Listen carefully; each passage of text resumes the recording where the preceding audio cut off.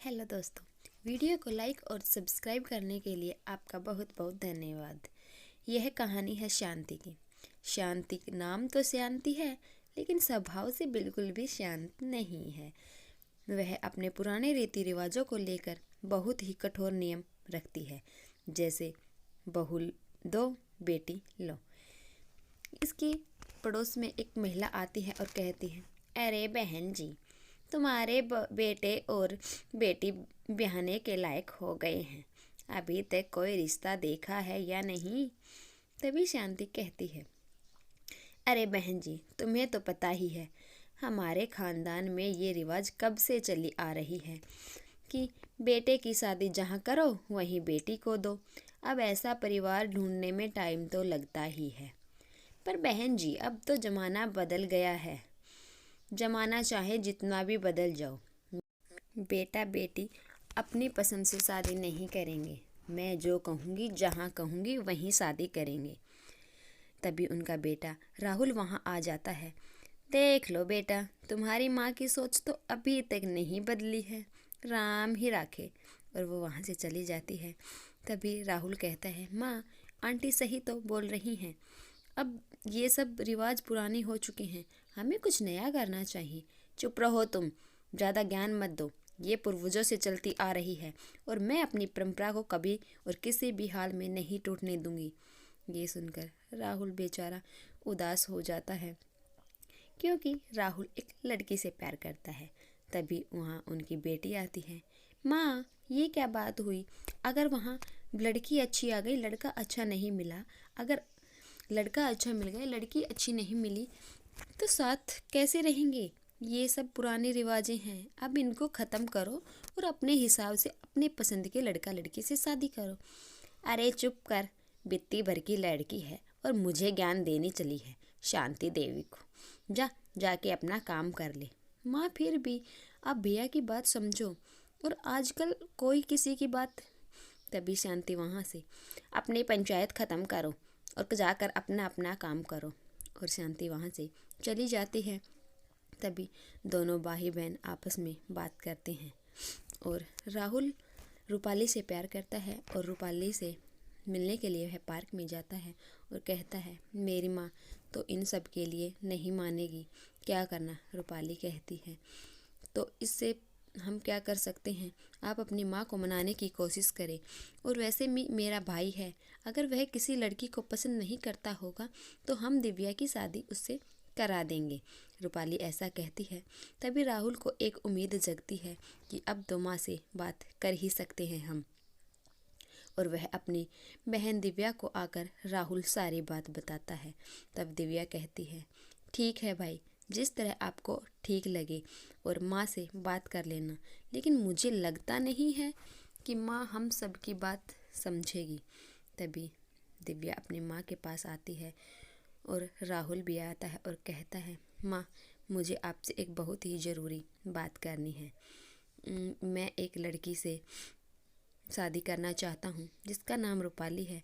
वो है हमारे पड़ोस के गांव में ही रहती है, मेरे कॉलेज में पढ़ती है, और मैं उसे शादी करना चाहता हूँ। उसका एक भाई भी है, अगर दिव्या के लिए ठीक रहा तो हम उसे शादी करा देंगे। तभी उसकी माँ मान जाती है और रूपाली के घर चली जाती है और रूपाली की माँ से कहती है, अरे बहन जी, हमारे परिवार में तो यह रिवाज है कि बहू ले जाओ और बेटी दे जाओ, क्या आप इस बात को मानेंगी? तभी रूपाली की माँ कहती है, बहन जी, हम तो खुले विचारों के लोग हैं, बेटा बेटी अपनी पसंद और मर्जी से खुशी से शादी करे, इससे मुझे कोई दिक्कत नहीं है। हाँ, मेरी बेटी राहुल से शादी करना चाहती है, मैं राहुल से शादी करा दूँगी, लेकिन मेरा बेटा राजेश किसी और से शादी करना चाहता है।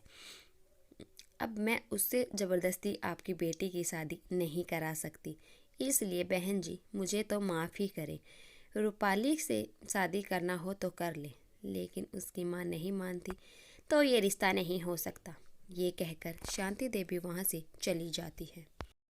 राहुल पीछे से आवाज़ देता है अपनी माँ को और रूपाली की माँ भी, लेकिन शांति देवी एक नहीं सुनती और आकर कहती है, मैं अपने रीति रिवाज और पूर्वजों के जो चलता आ रहा है मैं उसे बिल्कुल भी नहीं मिटने दूंगी।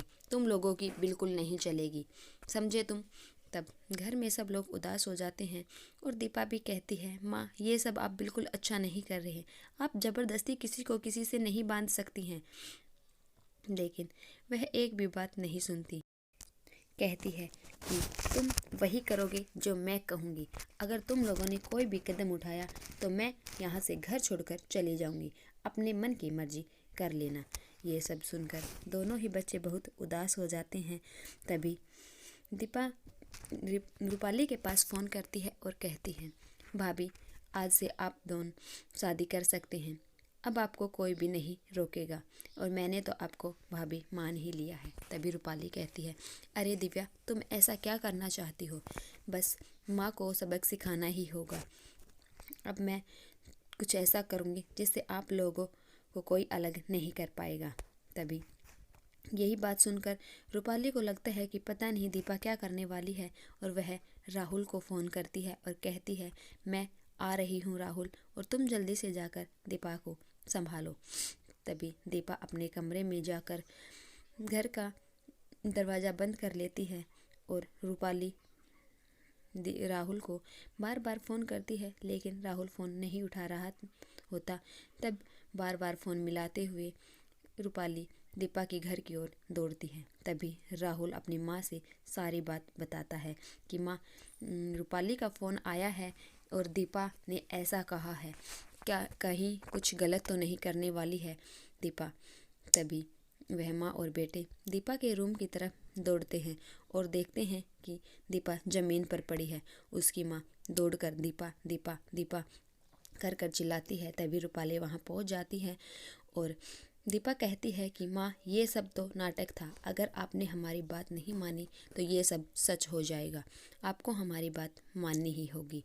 तभी राहुल कहता है, हाँ माँ ये बिल्कुल सही कह रही है, अब ज़माना बदल गया है। तभी उसकी शांति देवी कहती है, ठीक है बच्चों, तुम्हारी खुशी में ही मेरी खुशी है।